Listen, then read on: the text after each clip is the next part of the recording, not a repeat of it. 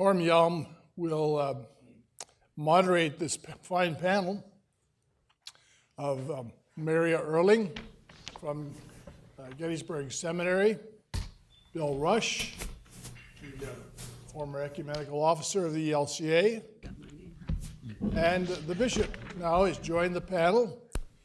We're sorry to say that Daniel Hamby, who was to be on the panel, his mother-in-law died on Thursday in Alabama, and so he's there with the family. So regrets from him that he could not be with us today. But the bishop has joined us, and we will continue at this point. Norm, we turn it over to you in the panel.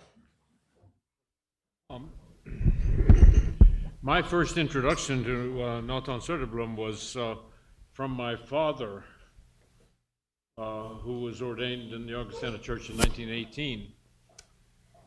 And he always told the story about, and I never could remember the name of the professor who had a great pedagogical device. He kept the names of important heretics on the blackboard at Augustana Seminary in some corner, and they would change frequently. The only man who was there constantly was Adolf von Harnack. But Nathan Söderblom appeared and then would suddenly disappear, and I had no clue who Nathan Söderblom was, but Dad used to say he could never quite figure out what was so heretical about Nathan Söderblom, but that also was part of the story of this liberal theologian. If someone wants to look at these, Jonas has been with me now for 2 days, and I've decided that after 30 years ago when I inherited these books from my father, From Uppsala till Rock Island by Nathan Söderblom. This is his record of the 1923 visit to the United States with, if you just read the schedule, it's incredible. He was the kind of man that I look at and say, what in the world have I done with my life? And many of his sermons and addresses are here. And this is his wife's book, America Reza. She was with him. And she lived until, 1955. 1955. And my wife was friends with relatives of the Söderblom family.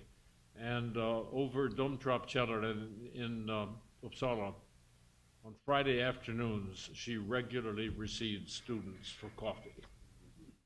And my wife told a lot of stories about going to Anna Söderblom on Friday afternoons. An astonishing family. Well, our purpose in this panel is to raise questions with you, so you participate, please, as well as questions with Jonas. I'm sorry that Daniel Hamby isn't here. He was going to speak about the recent discovery on the part of many people that even though the Church of England and the Church of Sweden are in full communion, that has never been declared between the Church of Sweden and the Episcopal Church in the United States. And it is evidently going to come to at least to the Episcopal General Convention, which is next summer. Sweden also will it. So that will perhaps be made official. I always sort of assumed, but in spite of my geometry teachers, things equal to the same thing are not necessarily equal to each other in that case. But this is mainly to be a conversation, but both of our participants have planned some initial brief presentation. We're very grateful for Maria Erling, who is, of course, well known to many of you for the Augustana story. To Maria for participating in this.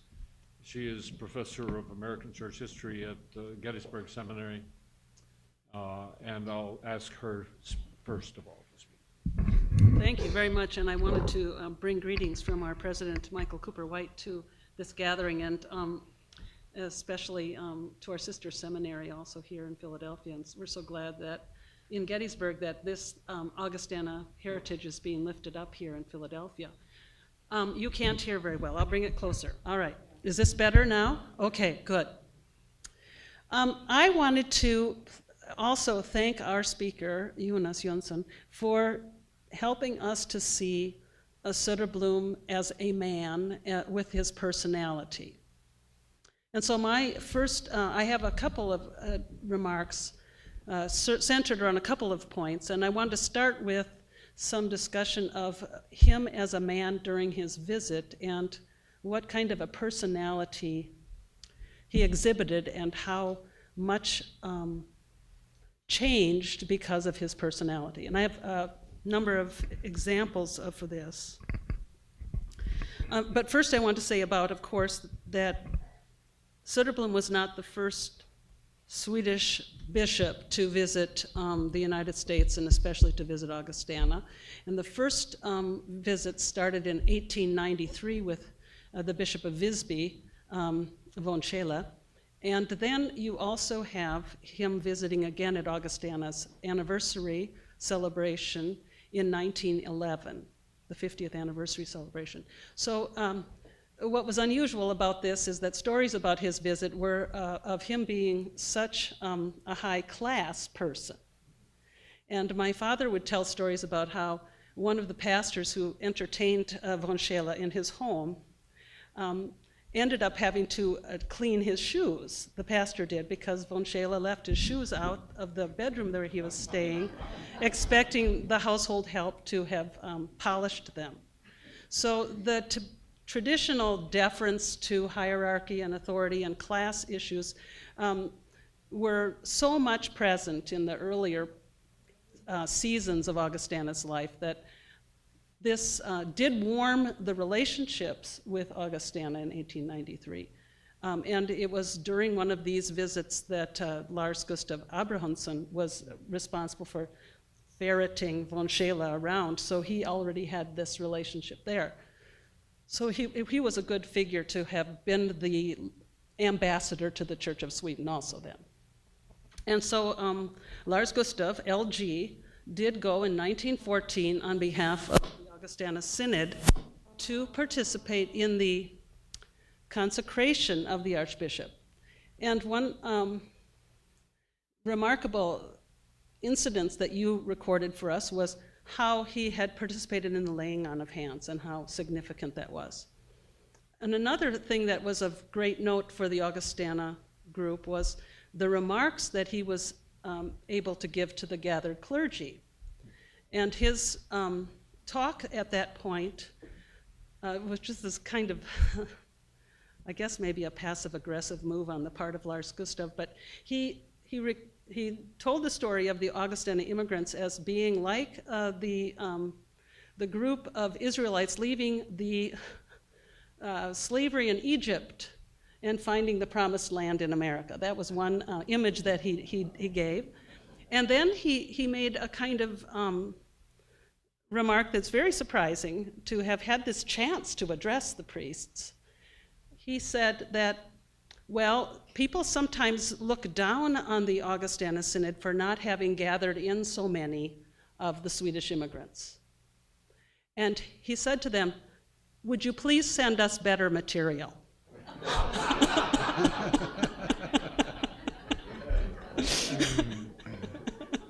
So there was a kind of rivalry and tension that was going on in that relationship. But when Söderblom died in 1931, and the collection of anecdotes that were often made at that time, where people would give their memories of this great man, Abrahamsson wrote a short account of what it was like to have been hosted by the Archbishop himself in his home, and how he had come as an American to this home, rather nervous about that, and that he really warmed to Söderblom because Söderblom invited him into his morning devotions and his daily prayer, and there he really saw what you have described for us his personal faith made real and present. And that this was a testimony to him, that just seeing the piety of Söderblom at prayer. So when I try to think about the changing and warming relationships between Augustana and the Church of Sweden, Lars Gustav Abrahamsson is a very important interpreter of that changed relationship for the American side of it, and also because he was the editor of their paper. So he was able to really create the framework and the context for people to understand Söderblom when he did come in 1923. Okay, that's one set of glimpses of Söderblom the man. I want to talk about Anna Söderblom's take on the American assemblies. And to do that, I'll tell the anecdote that she recounts in her book, an America book, about meeting all the women from the Augustana missionaries, Women's Missionary Society. And today I am wearing their pin. It says, our field, the world. And do any of you remember Doris Spong? Okay, so this is her pin. She gave it to me. Okay, so that's a kind of Women's Missionary Society apostolic succession, wouldn't you say? Okay.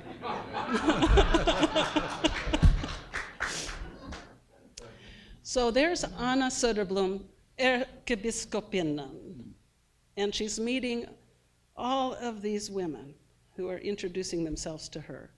And she has quite a bit of sense of humor about how it's Mrs., Mrs., Mrs., Mrs., everyone, Mrs. Lars Herman Beck, Mrs. this, Mrs. that.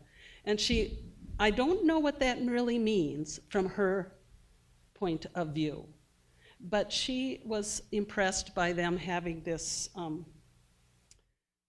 I think the whole issue of what it would have been like in Sweden for them to meet the Ärkebiskopinnan and for them to shake hands with her, introducing themselves with this title, which is an important, it's sort of a glimpse into a moment in 1923 when there are changing class relationships.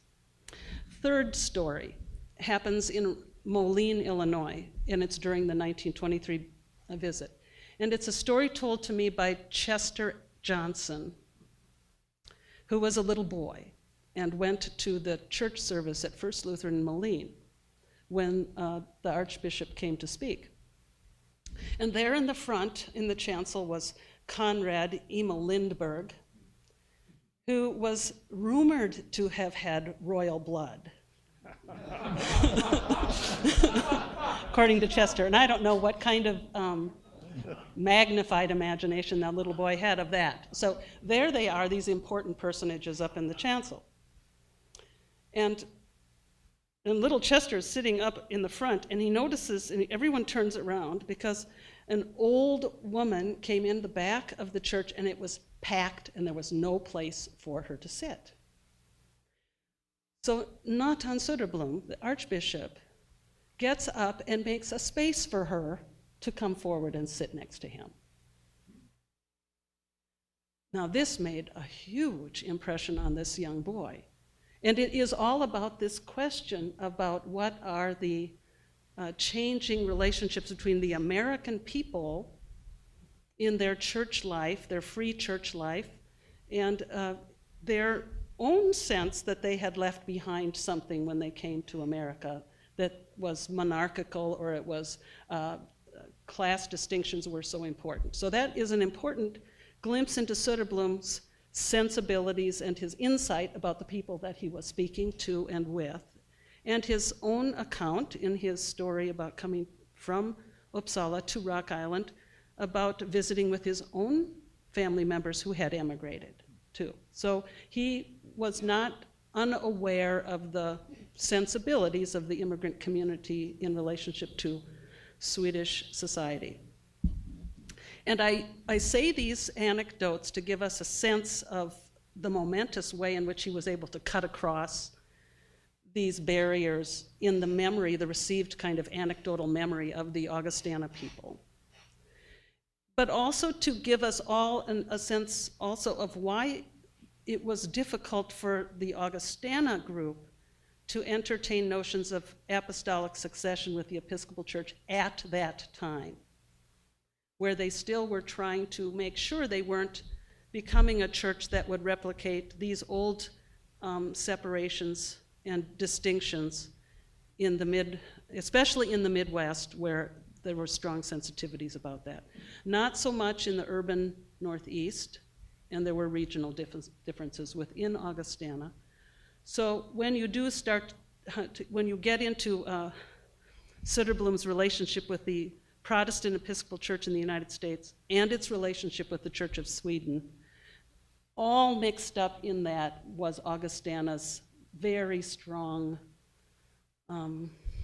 assertion of itself as this new kind of Lutheran church, and not wanting to have the Episcopal Church take away from their status with the Church of Sweden. So I think that's enough for me to say right now, and I can maybe come back with my other observations about another point at another moment. Well, let's ask Jonas if you have any immediate reactions before we throw things open. I'm going to ask Bill to speak hard on next. But Jonas, do you have an immediate response to? Let me make just a couple of very, very brief points. One is that the story about Söderblom arranging for somebody to sit in a crowded place, there are hundreds of them. It happens everywhere. It's what is told about Söderblom, that he would bend over backwards to make sure that everyone found a place to sit. And he would often stand and allow an old woman to sit herself. So that's part of it. But this class question is interesting because when in this book here, he has a chapter on also the Episcopal Church, not only on the Augustana, and he describes them very much as an established upper-class church in the US, very different from the fresh and youthful and creative and sort of strong and brave Augustans. So he contrasts them actually in a way that is rather striking in this book. So he was much aware of this dimension that you are talking about here, and still, of course, he found it also very difficult how to address this matter. So he feels himself forced to take it up in his last sermon in St. John the Divine. And he does so very generously, I would say, in both directions. But there is no question that he's much aware of this question. I'm going to ask Bill Rush to speak next before we have general discussion. Bill is the former ecumenical officer of the ELCA, and if I were, as I usually do in my life, wave books around, I would wave a recent one that he edited, essays about Patriarch Bartholomew, most recent book that Bill Rush has worked on. Bill? Thank you. Yeah. Sorry. Okay. Some years ago, I was invited to be a keynote speaker at a theological conference. And because I was somewhat overworked, I didn't get the paper done until shortly before the event was to take place. The sponsors hadn't asked that the lecture be shared with the respondents, so I didn't feel guilty about that at all. But it created a situation where my three responders had not seen my lecture. So they were something like the chess player waiting for the move or the tennis player waiting for the ball to come over the net. And right before the event began, one of the respondents came up to me and said, I've changed my flight reservations. Would you mind if I went first? And I thought, I either have an extremely transparent mind or this person has an uncanny ability that I am not aware of. course, the end result was that the, in quotes, response had nothing to do with the lecture that I gave. I'm not going to do that to you. So I want to speak directly to Bishop Janssen's lecture, and I want to thank him for the portrait in miniature that he has given us of this remarkable figure, Nathan Soderblom. A figure who I think even in his own day defied or perhaps transcended the usual categories of churchman, ecumenist, social activist, scholar, and theologian. Soderblom did this in large measure because he embodied all of these characteristics within himself, and it seems to me simultaneously. The Archbishop of Uppsala, I fear, is little known, certainly in the English-speaking North American world. Perhaps this situation is different in the Nordic countries or in Europe generally now, as significant anniversaries of his career are or will be occurring. I asked a class that I'm teaching this term, it happens to be on the life and thought of Martin Luther, but I asked them, could anyone give me in just a few short sentences a description of Soderblom's importance in 20th century church history? And I must confess, the response was not encouraging. All the more reason, I'd suggest, for today, and I'm delighted that one of my alma maters is playing a role in making this possible. I asked myself, how would someone with deep commitments to the visible unity of Christ's church, something transparent in Soderblom's own life and work, how would such a person react to the picture that Bishop Janssen has presented to us? And a number of things become immediately obvious. The very title of the lecture tells us that Soderblom was not a simple person of singular causes. The case is made that he was an ambassador for peace and unity. He was an individual who was an inhabitant of more than one world, one agenda. His life provides the documentation for that. An ecumenist would be comfortable with this insight, for the ecumenical movement and world are, to say the least, multifaceted. The portrait also discloses in Soderblom a scholar before his time in many ways, who was a student of world religions with a doctoral dissertation in an esoteric, at least I trust to most of us, an esoteric field of Persian religion. Such a feature would seem contemporary to our world that debates after 9/11 how interfaith knowledge and concerns relating to the ecumenical movement with its commitment to the visible unity of the church relate to each other. Soderblom here could be a useful resource in an area where confusion is not in short supply. Bishop Janssen's picture resonates with another feature that would not strike an ecumenist as strange. He alludes to the fact that Soderblom found in his own Lutheranism, in places, less than an impassioned interest or commitment to ecumenical progress. This Lutheran coolness was apparently one of the reasons for Soderblom's trip to the United States in 1923. There's no question in my mind, and I tried to document this in the chapter that I've written for the forthcoming Oxford Handbook of Ecumenical Studies, there's no question in my mind that significant parts of American Lutheranism in the 1920s, based on insecurity and the dread of unionism, can only be described as anti-ecumenical.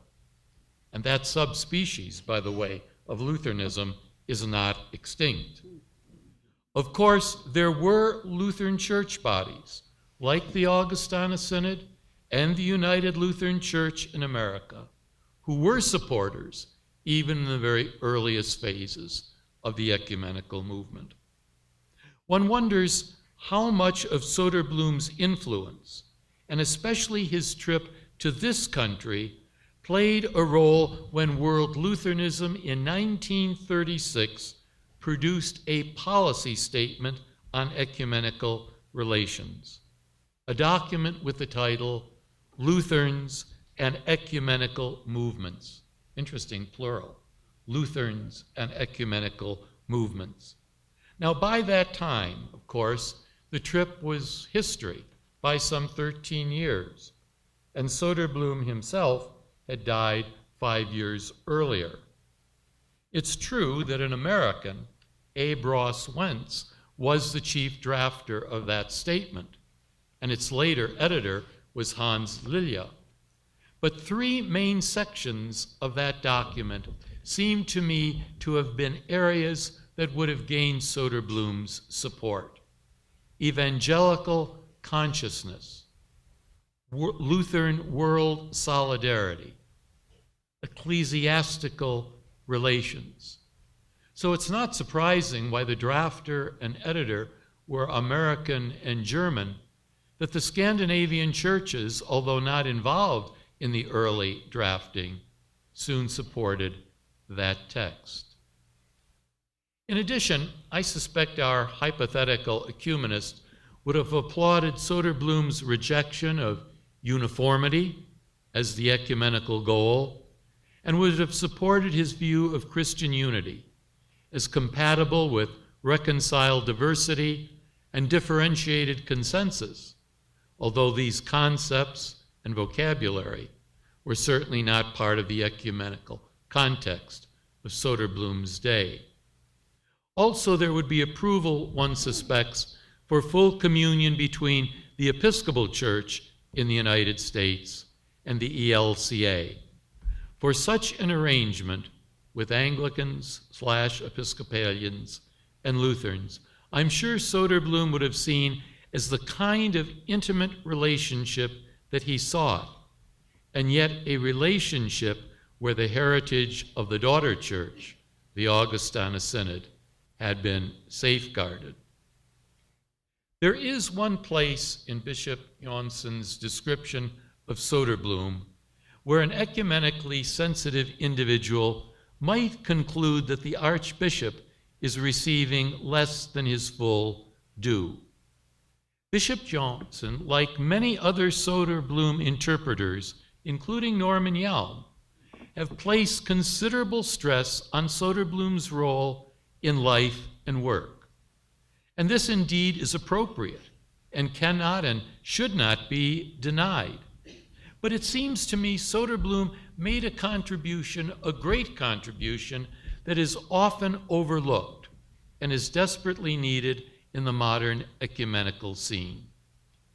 As the modern ecumenical movement developed, significant splits, ruptures, occurred between the movements of life and work and faith and order, although those two movements, of course, found their place and existed in the same World Council of Churches. I would argue that Soderblom transcended those rifts because of his understanding of the ecumenical movement. Bishop Jansson concluded that Soderblom's participation in the First World Conference of Faith and Order at Lausanne in 1927, thus shortly after the Conference on Life and Work, was, quote unquote, a failure. And Sinclair, in his biography of Soderblom, described Soderblom's attitude to Lausanne as one that was, quote unquote, lukewarm. But the official report of Lausanne, at least to me, gives a differing interpretation. Soderblom, it seems to me, was a major figure at Lausanne. It is true that the Faith and Order Conference in Lausanne in 1927 was not Soderblom's in the way that the Conference on Life and Work in Uppsala 2 years earlier had been. And yet the Archbishop was by no means a minor player in the Faith and Order Conference. He was not merely a participant or a bystander. Soderblom was one of the 4 vice presidents of the conference. He delivered a major address in the section, The Unity of Christendom and the Relationship thereto of existing churches. I don't believe anyone can read that speech with its references to the Augsburg Confession and the Formula of Concord, along with a deep, transparent commitment to the unity of Christ's church, and not hear the voice of a confessional Lutheran. I'd like to quote a few sentences, and I trust not out of their context. Quote, "The body, the church, is the system of creeds, doctrines, rites, and institutions of all kinds, which serve as channels or means or vehicles of God's grace." Or another quote, "Without a body of creed and tradition, the religious society, read church, without a body of creed and tradition, the church loses its coherence and its duration." Soderblom concluded that speech by saying, "We have to learn from one another. We must all of us make a real effort to come out of the self-complacent, confessional laziness of thought into seeking a fuller truth. We must pray and work wholeheartedly for unity, and with patience await God's hour." Soderblom's concluding notes around Lausanne, and apparently they are marginal notes that he drafted, read as follows, and he's speaking of Lausanne. "In the spirit, I have seen a glimpse of the united church, a distant goal from which Christendom cannot turn away and which it may not neglect without thereby denying its Christian faith." If these last few remarks of mine are anywhere near accurate, they're suggesting an individual deeply rooted, yes, in life and work, but also in faith and order. And if that vision is true, then Soderblom emerges as an even more persuasive and necessary figure for our own century. Thank you, Bill. Bishop Johnson, would you care to react? There's a big issue here at this last one. Yeah. Yes, there is indeed, and it may take me to a long lecture.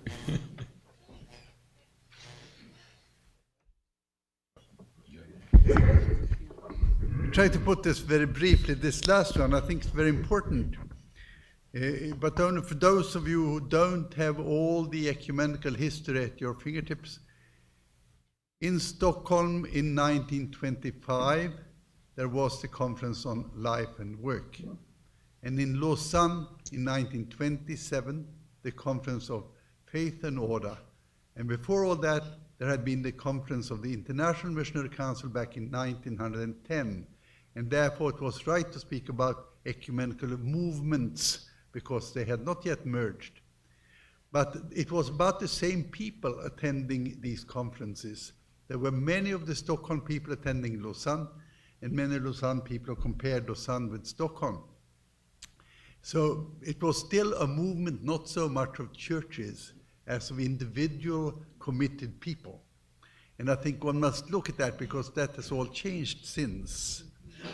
When I spoke about the Life and Work Conference as a kind of a failure from Söderblom's perspective, we should first know that the Faith and Order approached Söderblom already in 1919, and the Americans, this was very much rooted in the Episcopal Church in the United States, and they approached Söderblom in Uppsala and they asked that these two movements be joined, and they also proposed that the first conference of the two movements would be held jointly here in the US, presumably in Washington.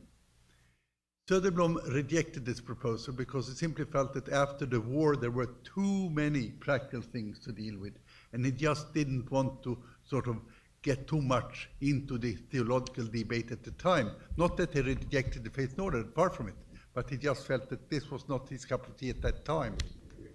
So he held the Stockholm conference, and then came Lausanne, and of course he was invited, because I said it's very much the same people. And of course he was invited, and of course he was invited to be one of the presidents.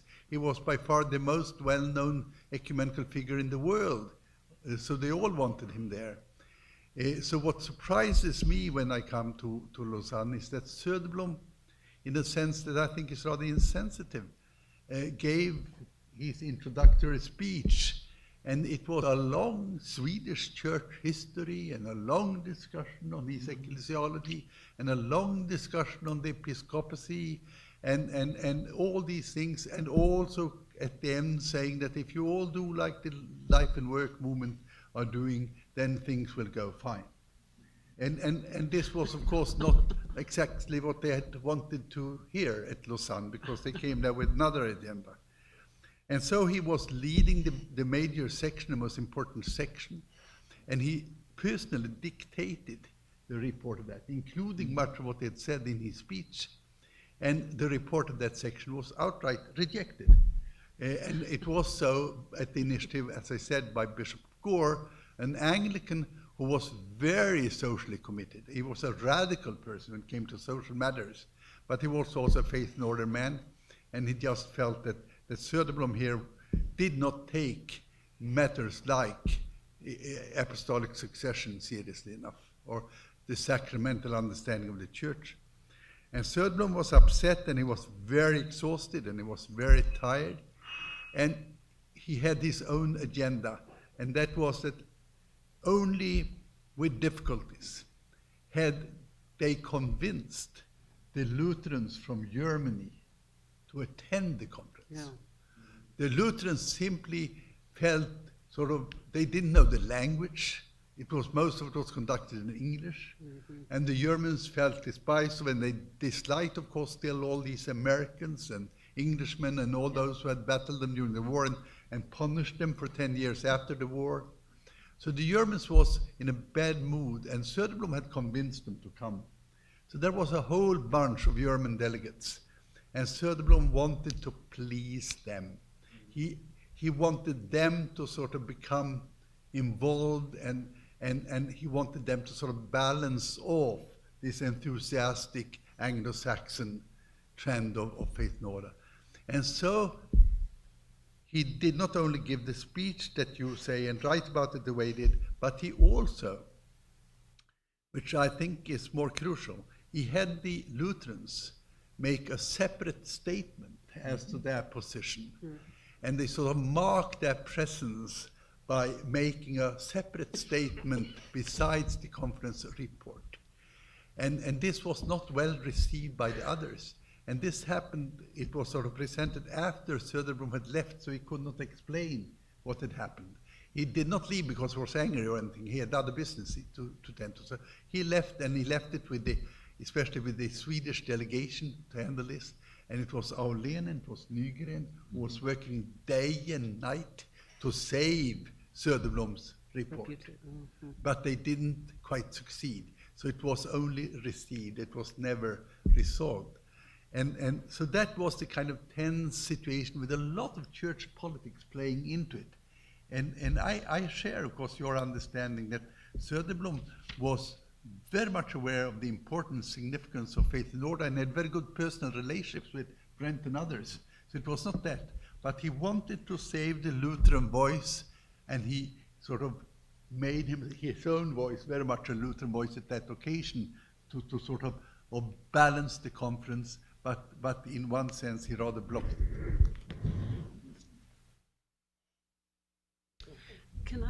I'd like to make a comment about how I'm hearing this as trying to interpret for my students what happens with the development later of the World Council of Churches and the debates about the World Council of Churches, the Lutheran World Federation, being formed at the same time, and how difficult that was because of the politics that were going into the Lutheran World Convention and Lutheran World Federation, that, especially from the American point of view, always looking over their shoulder, maybe Missouri will come along. maybe Missouri will be able to be part of it if we don't go too quickly into an ecumenical context that is not Lutheran enough. And so there's always that, and so what I really appreciate your story about Lausanne, because it helps me understand that dynamic very much better. Well, two quick comments. I found it remarkable for Soderblom's command of English, and he's obviously here reflecting for others, his complaint at Lausanne that if you don't speak an American English, you're at a disadvantage in the conference. And I have seen his plea at Lausanne as part of a trajectory that leads to the Lutheran stress on confessional identity that must find expression in the formation of the World Council of Churches. I think you can almost start from Lausanne and move right along with that trajectory. So in a sense, he's the creator of that. Yes, I would agree with that, and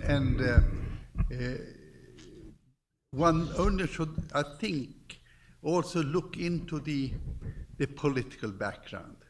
We must never forget, when we talk about these early years of the ecumenical movement, that the First World War was such a disrupting, terrible experience, which really made especially the French and the Germans enemies, and it took a long, long time to heal that. And also the English were on the other side, and the Americans. So the Lutherans really felt that they were on the wrong side.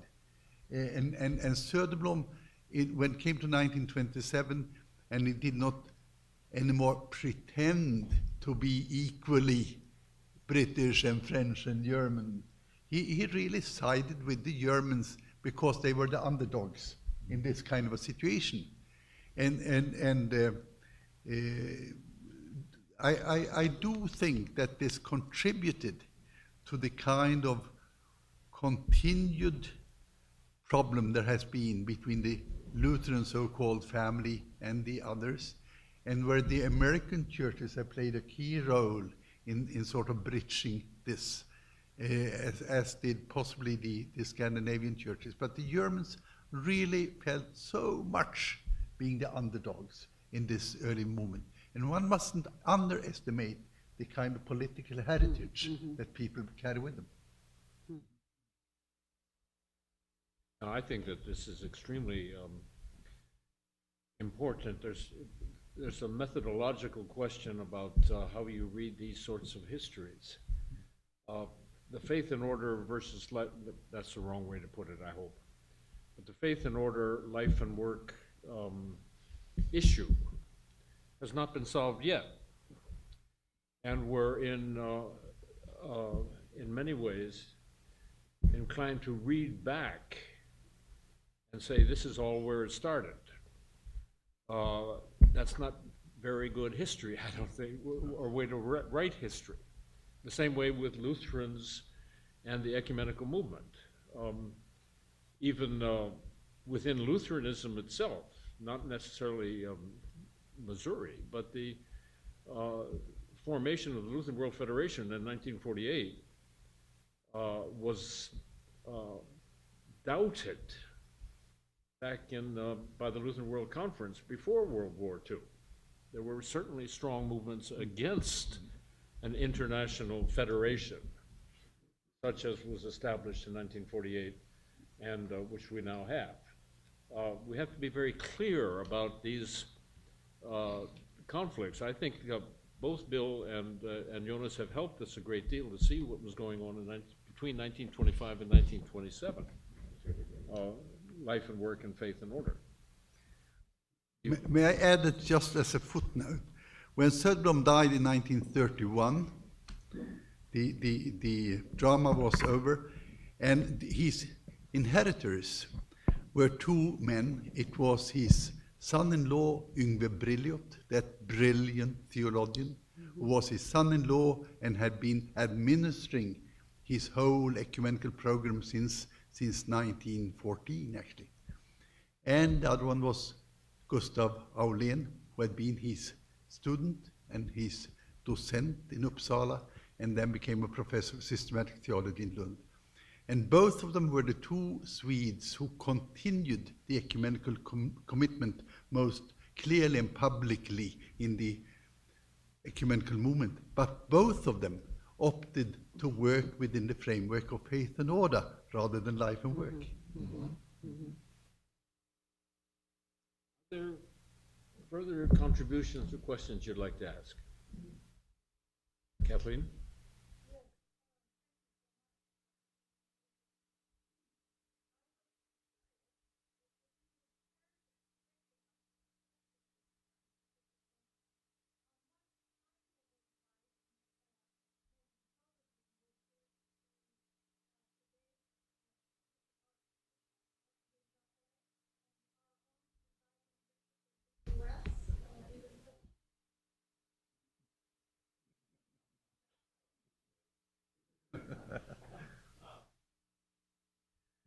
Well, it's hard to make such jumps. You should know that Anna Söderblom, she had a public campaign against the right for women to vote back in 1912, and I'm not so sure that she ever changed her opinion. And Nathan Söderblom would not at that time accept the ordination of women, but he probably would have done now, certainly he would. So I don't think that they would. He wasn't the kind of person who would give advice. He himself, and I underline that all the time, he himself is very much a loner. He was operating on this world scale, but he had no support behind him. Not one of the Swedish bishops supported him. He had no support of the church officially. The church assembly did not support him. There was a voluntary assembly of sort of various movements in the church supporting him, but he had the full support of the sort of public, of the general public, of the news media, of artists and intellectuals, academics, that kind of people. And he had a very strong support. And they painted this beautiful image of Söderblom. But actually, and he had the support of local people as a person. He was very much loved as a bishop. But officially, the church at the official level, they just, I think many of them felt a relief when he left the stage. Bishop Jonsson, would you say something more about Söderblom's reception in Sweden? You described a man of enormous brilliance and capability, primate of the church. But this is also a time when in the country of Sweden, what we would now perhaps call secularism really began to take over. And the role of the church progressively has perhaps become less in society. People can attribute this to the Social Democratic Party or whatever they want to, but it does seem to me to be a kind of a role.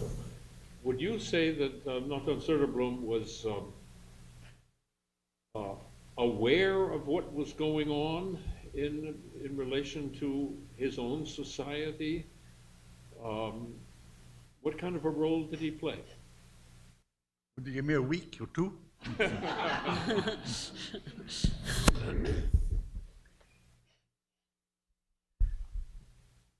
I really don't know what to answer. Söderblom was such an extraordinary character. It's such a rare kind of personality. And he's so outstanding that he really became the Archbishop of the world. He was often referred to after his death as the Pope of the North, or the Patriarch of the North. And he was loved by the people for his charisma, his way of being present among people, and what he said, and he was very much admired. And when he had died, there were 3 volumes coming out with people telling their story of Söderblom. There are 1,100 pages of hagiography available about Söderblom from all over the world, and lots of American contributions also. And he was depicted, he was really immediately sort of made a popular saint. And so there were a number of biographies coming out in different languages, and all of them in that line.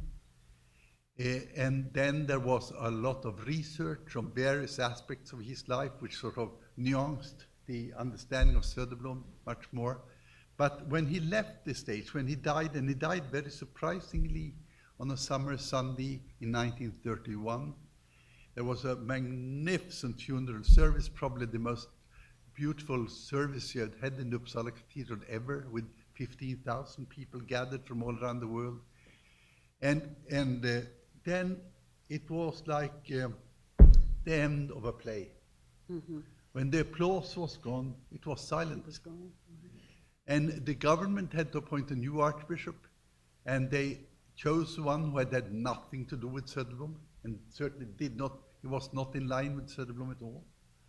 And a new generation took over, and Söderblom was sort of left in the popular memory, but he had left little impact on the structures of the church, on the sort of, church assembly and all the rest of it. And only actually and then came the period when biography was no longer regarded a historical scholarship. Mm-hmm. So you could not publish biography. So from around 1945, 48, his name sort of faded out. And only when the World Council of Churches had its assembly in Uppsala in 1968, Professor Bengt Sunkler, that brilliant scholar, was asked by the World Council to write a biography of Söderblom as part of the preparation for the assembly. And so he did, and some of you have read that book. Yes. And I still think it's a fine, beautiful study, and where he also made use of a lot of Söderblom's correspondence, more than anybody else has done. And then after that came more and more academic studies. So there is a whole list of them in Sweden and other countries. And the most recent one is a German study of Söderblom, an intellectual biography by a man called Lange, which is absolutely beautiful, a magnificent book.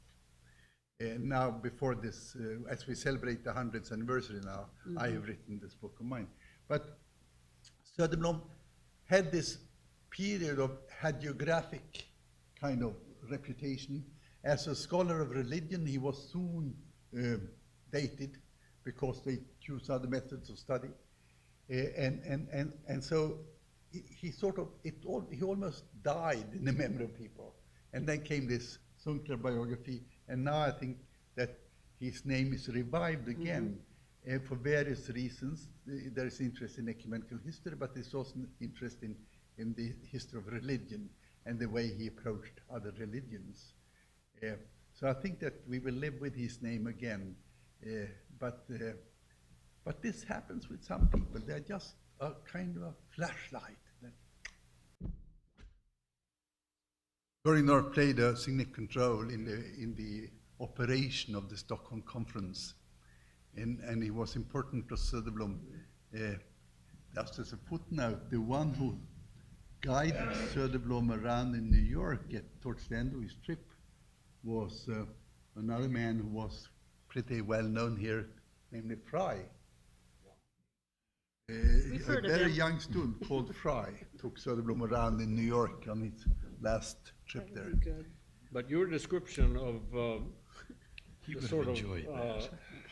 silence about Söderblom after his death can be applied to Franklin Clark Fry too. Yes. I mean, sorry, but Franklin Clark Fry, his I don't know what you want to say, fame or notoriety or influence or something stopped very fast. He was like that kind of very big flash, Yeah. and had created. He had Franklin Clark Fry. It's an unusual situation for there not to be a biography of Fry.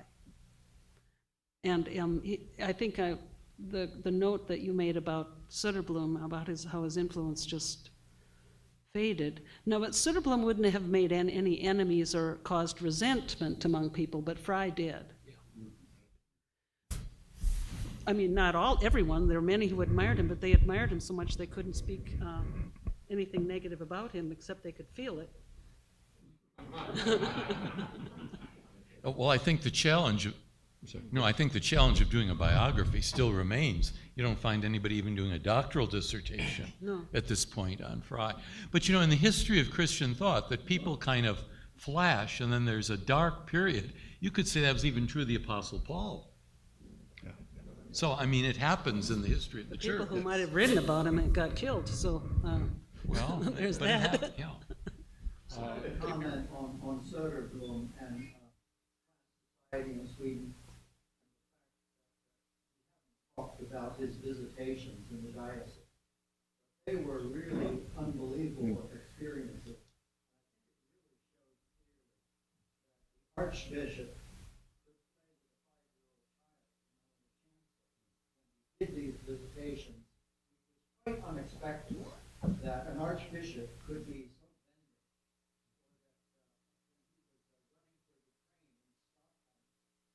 so rain, he stops to talk to someone. He almost misses the train. The Archbishop, they need to send this stuff. And he gets in. I mean, It's a bird, it's a plane. which perhaps some other bishops are not able to do.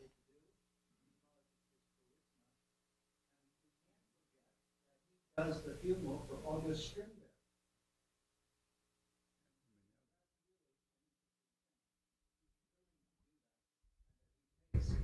Blessed are the poor in spirit, as his sermon title. I don't want to argue with you at all, but I've been a bishop myself for 18 years. And I must say that I wouldn't have performed my ministry had I not talked with just anybody at a visitation. I don't know people speak about what people say about me, but I certainly did not do anything different from my colleagues. It's part of that kind of ministry, but because Söderblom was internationally and nationally so extremely well known, there may have been other expectations. But I'm also impressed by the way it takes time to listen to people and meet with people and all the rest of it, because time is always a shortage of time for all these bishops. But I don't see him as extraordinary in that sense. What I find more extraordinary is that this young man who comes out of a poor parsonage in Hälsingland and with a very rude, pietistic father, his home conditions were very bad in many ways, that he is so freed to relate to just anybody.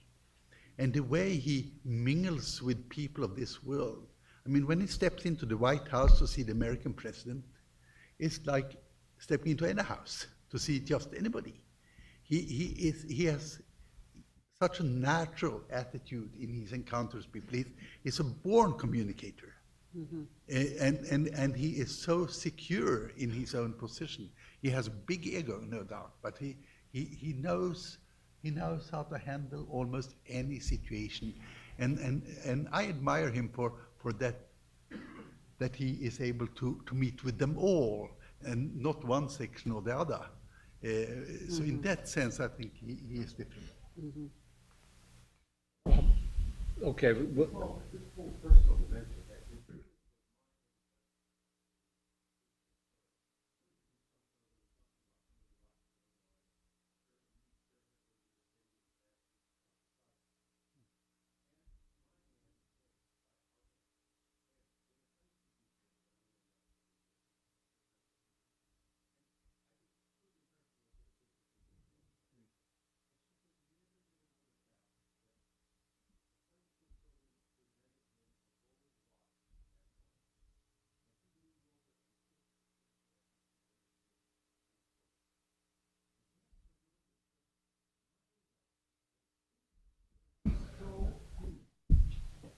Francis does it every day. Yes.